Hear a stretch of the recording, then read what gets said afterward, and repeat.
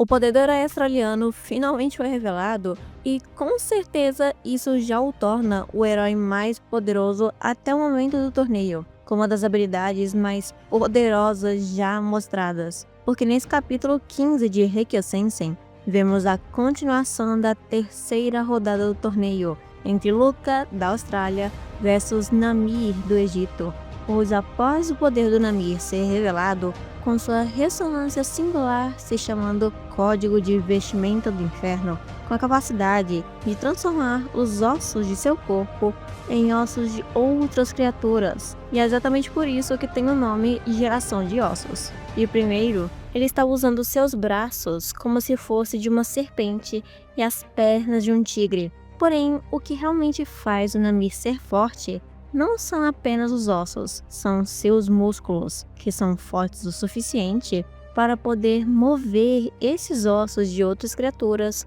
com uma força imensa para que tudo dê certo, dizendo que mesmo sendo pequeno, ele tem uma habilidade enorme de manipular esses mesmos ossos de outros animais. E eles também dizem que os ossos do Namir eram especiais, porque eles não quebram facilmente como deveriam e são ainda mais fortes do que o normal, dificultando no meio da batalha para o Luca conseguir contra-atacar ou furar a defesa dele. Então H explica o que é que estava acontecendo nessa luta. Aqueles continuam sendo apenas ossos normais do Namir, e esses ossos fazem parte do corpo de um herói do torneio, dizendo que as células de Teseu mudam de acordo com o portador delas. Mas quando se trata sobre ossos, é possível que as células da própria coluna tenham sofrido a mutação e se tornado células de Teseu nesse caso. E por isso seria difícil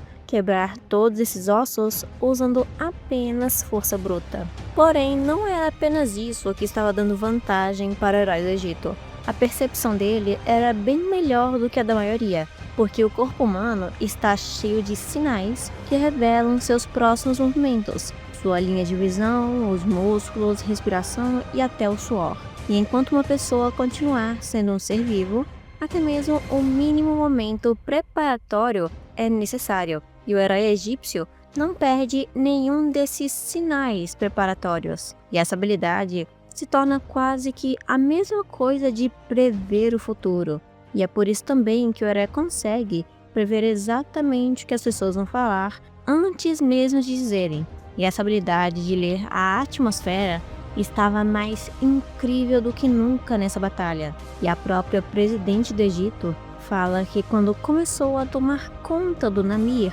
ela ouviu algo dos membros da trupe na qual ele fazia parte antes, dizendo que antes dele se juntar à trupe, ele cuidava de outras crianças e vivia lendo as expressões e o comportamento dos adultos, pensando em tudo que ele poderia fazer para evitar ser explorado e como ele deveria enfrentar um adulto que não podia ser derrotado por força, enquanto também ficava imaginando como poderia fazer os outros felizes. E essa habilidade que foi desenvolvida naquele ambiente combinou perfeitamente com as artes da performance. E antes que ele pudesse perceber, ele já havia capturado o coração de toda a audiência que assistia ele se apresentando. E agora, no meio da batalha, ele está usando essa habilidade como uma excelente arma, ajudando ele a se manter na vantagem dessa batalha. E na arena, para de fazer ataques mais pesados, ele usou seus ossos como se fossem lanças em seus braços, avançando de uma só vez na direção do Luca. Mas, para a surpresa do egípcio, o herói australiano desviou perfeitamente. E olha que aquele ataque poderia ter matado ele na mesma hora. Mas agora todos os avanços e ataques do Namir estavam sendo desviados facilmente pelos movimentos do Luca, e ele até parecia estar mais leve e mais rápido, como se já tivesse acostumado com os movimentos do Namir, e por conta disso, nenhum daqueles ataques estavam acertando mais o Luca, surpreendendo cada uma das pessoas que estavam assistindo. Inclusive o assistente do primeiro-ministro japonês perguntou por que o Luca ainda não estava usando a sua ressonância singular. Mas na verdade o herói japonês percebeu que o Luca já estava utilizando esses seus poderes. E o próprio herói australiano também fala que finalmente aprendeu, porque momentos depois, os ossos que estavam no braço direito do Namir se despedaçaram como vidro, forçando o herói a recuar para entender o que estava acontecendo ali. E revelando então a verdade, o Luca fala que conseguiu por pouco antes de ser totalmente esmagado na batalha, e que se lembrar ou aprender coisas novas não é muito bem a especialidade dele, mas sim a especialidade das suas próprias células, arquivando a ressonância com a frase "Ok, vamos com tudo", ou "Let it rip", aparecendo antenas em sua cabeça e marcas por todo o seu corpo nas cores azul e preto, dizendo que ele era do tipo evolução, chamado o começo e o fim. O que faz total sentido,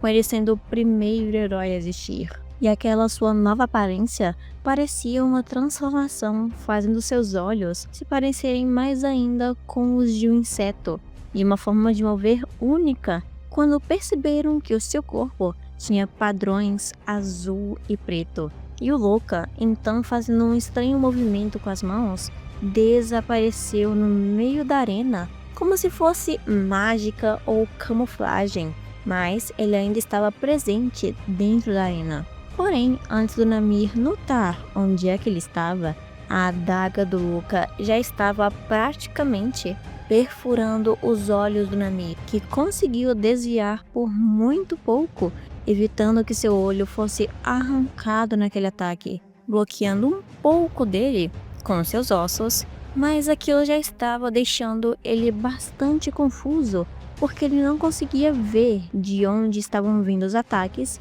e só percebiam onde estava ao ficar bem diante de seus olhos, notando que o Luca não desapareceu por conta da sua velocidade e que quando ele arremessou suas armas, o ar se moveu como asas de uma borboleta, pensando que ele desapareceu porque havia algum inseto com uma habilidade de se camuflar, mas achando impossível que ele seria capaz de fazer tal coisa em um espaço completamente aberto. Então a Gaia resolveu explicar pra gente o que é que estava acontecendo, mencionando a borboleta Ulysses, dizendo que era uma espécie que vivia na parte noroeste da Austrália, e sua estrutura permite que as cores vibrantes do azul e do preto de suas asas se misturarem com o cenário em volta, e que o material da ressonância do herói australiano era a borboleta, e que a forma que as escamas estão organizadas em seu corpo permitem que ele se misture no ambiente, se camuflando automaticamente, completando que dos 5 sentidos do ser humano, a visão é responsável por 87% de todos eles. E mesmo para um herói, perder a sua visão é um enorme problema, dizendo que a borboleta também é um símbolo da morte e do renascimento, e que a borboleta Ulysses também é chamada de a borboleta divina, revelando o Luca aparecendo do nada, usando suas habilidades para chegar perto o suficiente e quase cortando fora a cabeça do Namir. Mas ele se defendeu usando os ossos da serpente, protegendo seu pescoço, mesmo quase não conseguindo ver de onde aquele ataque veio, falando que os movimentos do Luca estão bem diferentes de antes, não por conta da velocidade, mas pela forma que ele se move, que mudou completamente, sendo movido puramente por conta dos seus reflexos, como se os movimentos dele agora fossem movimentos mecânicos automáticos. E a Gaia, mais uma vez, para ajudar todos nós, começa a explicar, falando que os insetos não aprendem a viver com seus pais. Suas vidas são muito mais efêmeras do que a de outros seres vivos, porque desde o momento que eles nascem, são jogados em um mundo cheio de predadores. E nesse mundo, eles são os mais fracos, onde apenas os fortes sobrevivem. Porém, eles não sentem medo ou hesitação, como por exemplo, Algumas espécies de aranha matam e devoram seus pais assim que nascem, e borboletas migratórias vão para terras desconhecidas e atravessam continentes mesmo sem ninguém para ensiná-los. Os insetos apenas cumprem seu papel no ciclo da vida, dizendo então que esse método de sobrevivência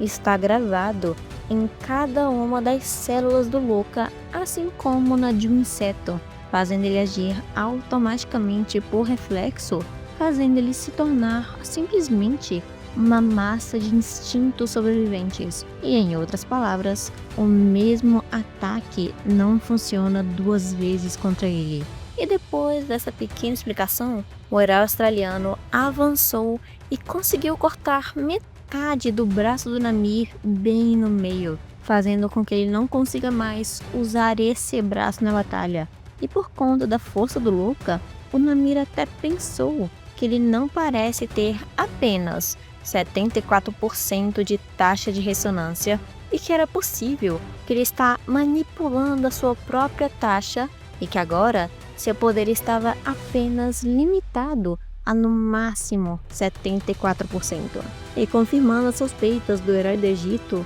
as inteligências artificiais falam que a taxa de ressonância do Luca não parece ser apenas essa, e que esse número parece estar comprimido dentro dele, dizendo que essa deve ser uma habilidade única dele, por ele ser a pessoa que mais passou tempo com as células de Teseu, e que a taxa de ressonância original do Luca deve ser muito maior do que qualquer outro herói do torneio. Porém, o próprio presidente diz que quanto mais alta a taxa de ressonância das células de Teseu, mais a linha entre suas habilidades e o senso de si se torna tênue, e assim ou o corpo vai chegar ao seu limite, ou sua mente vai quebrar totalmente. E isso varia muito de um portador para o outro. E deve também ser por isso que o Aiden, quando atingiu uma taxa de quase 100%, não tinha mais a sua sanidade em dia. E o Luca fica lutando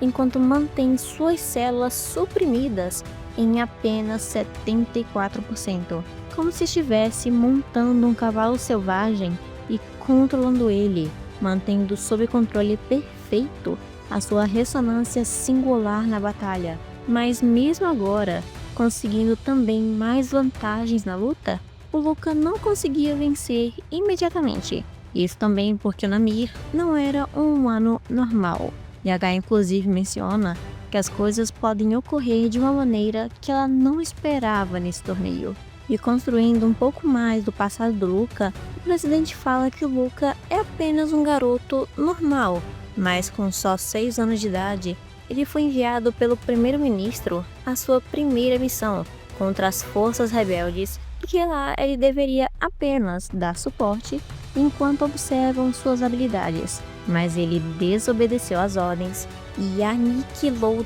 todas as tropas inimigas sozinho, tudo enquanto se perguntava de novo depois quem ele ia atacar e que por eles ia usar todo o seu poder, e quando chegar em casa queria jogar videogames. E mesmo isso não sendo normal para eles, o Luca foi o primeiro a perder esse comum, se tornando um novo tipo de ser humano. Então esse se tornou o novo normal para ele. E na batalha, o Luca conseguiu fazer o Namir cair no chão, perguntando se ele vai se levantar depois disso, dizendo também que já poderia ter decapitado o Namir, mas não fez isso porque o presidente da Austrália pediu para não tentar matar ele, com o objetivo dele desistir antes que morresse nas mãos do Luca, falando que ele esteve vivendo com esse poder por muito tempo, então não vai perder para ninguém, e que sua ressonância singular segue suas ordens